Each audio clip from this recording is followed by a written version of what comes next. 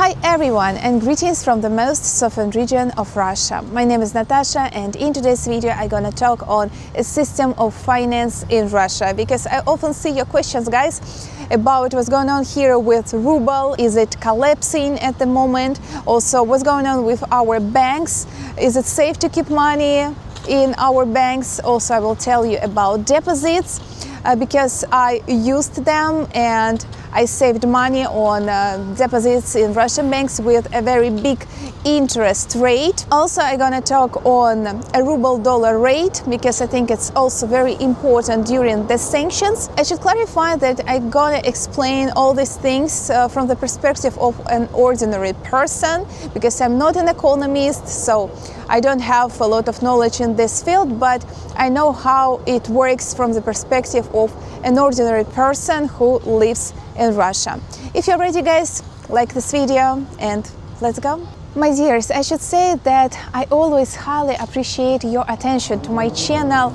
You have no idea how it's nice to read your comments, your positive comments about my content. I often see in the statistics on my YouTube studio that many watch my channel without a subscription. I know some suppose it's not very important, but if you really like my content, my blog, please subscribe my channel. I highly appreciate it, and for you it's almost nothing, but for me it's everything. I'm always very happy when I see your comments, when I see your likes and your attention. Thank you, guys. We have a very nice weather at the moment in Krasnodar. It's still sunny. So I'm far away from Moscow. I have already explained you this in my videos. I'm in the south of Russia. I'm close to Georgia. The weather here is completely different from Moscow and St. Petersburg.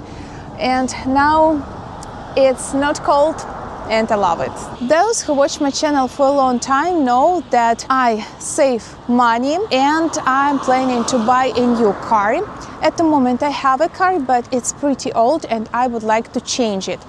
I cannot buy a new car in a loan because now the interest rate is very high, about 20–25%, so it's just not effective to buy something in a loan. Some of my viewers highly recommended me not to save any ruble in a Russian bank because every Russian bank can go to bankrupt. Actually, it happened in the 90s and it was a very difficult, a very dark time in Russian history. But now it works a bit different. You may save money in a Russian bank, but better to save no more than 1.4 million rubles in one bank. Why?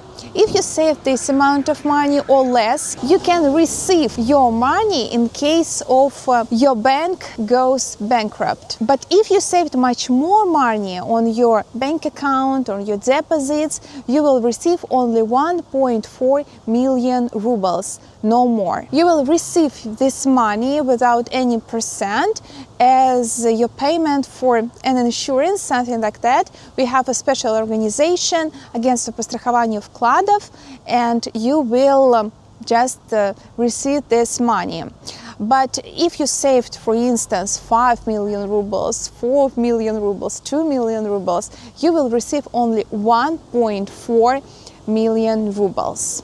As for the current ruble-dollar rate, so this is 2000 rubles, guys, it's equivalent to $25. Now $1 is 80 rubles, and 1 year ago $1 was 97 rubles. So if you don't believe me, you may watch my video that I filmed 1 year ago, and I showed you the rate that time. Now the rate is a bit lower. I think the full economical situation, political situation influence this rate, so it's always changing. But anyway, the last half a year or even more, the rate is pretty stable. 80 rubles for $1, maybe 82 rubles for $1, or 78 rubles for $1. So It's very approximate, but the difference is not very big as it was 1 year ago. 1 year ago the rate was very unstable. I cannot say that this rate, this pretty stable rate, can have a really huge impact on our daily life here.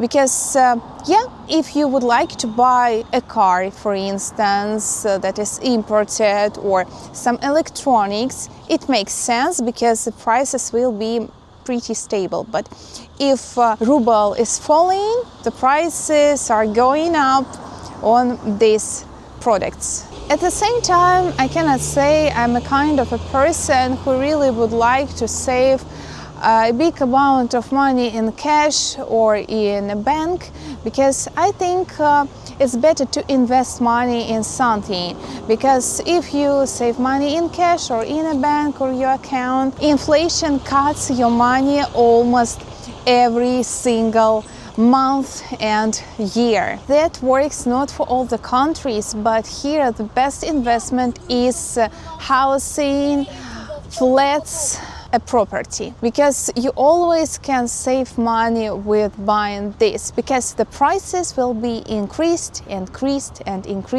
with every year. In 2018 you might buy a studio flat in Krasnodar on the outskirts for 1.5 million rubles. So it's a very small amount of money. Now the same studio costs maybe twice, maybe 3 million rubles or even more. So it depends on the location and on a building. If you had such amount of money in that time, it was the best choice to buy a property. Write in the comments what do you think about it. What's the best way to invest your money, to save your money over the years, in your opinion, guys? By the way, maybe 5 years ago I thought it's not a good way to invest your money to buy a car. But now I think differently, because after the sanctions the prices of cars in Russia were going up, and as a result now the car that you might buy maybe 3-4 years ago for, I don't know, for 1 million rubles, now it costs 2 million rubles. So that's why it was a nice choice to buy a car. These people were really lucky that time. And a few more words about collapsing Russian banks. We have different banks, bigger and smaller.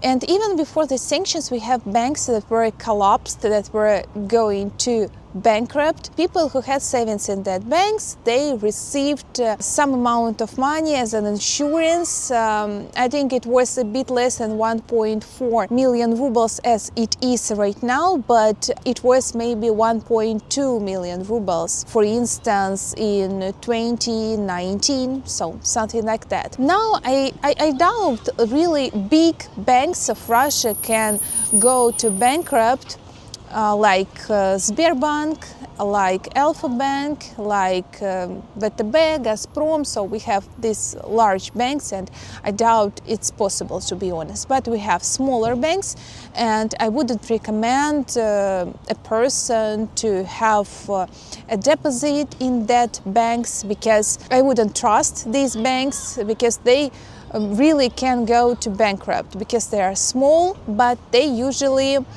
offer a higher interest rate. Moreover, sometimes I see hating comments of people who write like, now $1 is 100 rubles, someday it will be 1,000 rubles, ha ha ha ha ha, Natasha, all is very bad, so move away from Russia, etc.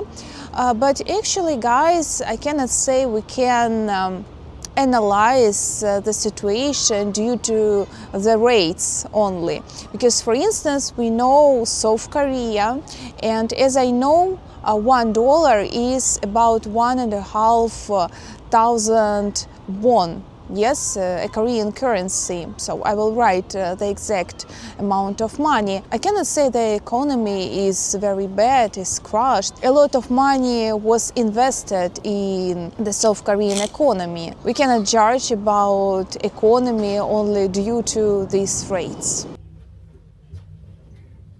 My dears, let me show you this Soviet-style meal. This is my lunch today. I cooked it by myself. This is mashed potatoes, Russian meatballs. I cooked it by myself also. I bought a piece of meat, next prepared stuffed meat and formed these meatballs. We call them котлеты here, and pickles. You know, I really love cooking. Sometimes I don't have enough time for it, but usually I really enjoy this process, and I like homemade food more than food from restaurants or supermarkets. Guys, thank you for watching this video to the end. If you forgot, please like this video and leave a comment. It really helps me and motivates me a lot to make new videos for you. Also write your suggestions, your predictions to the current situation in Russia, to our ruble-dollar rate, to our banking system. Have a nice day and God bless you.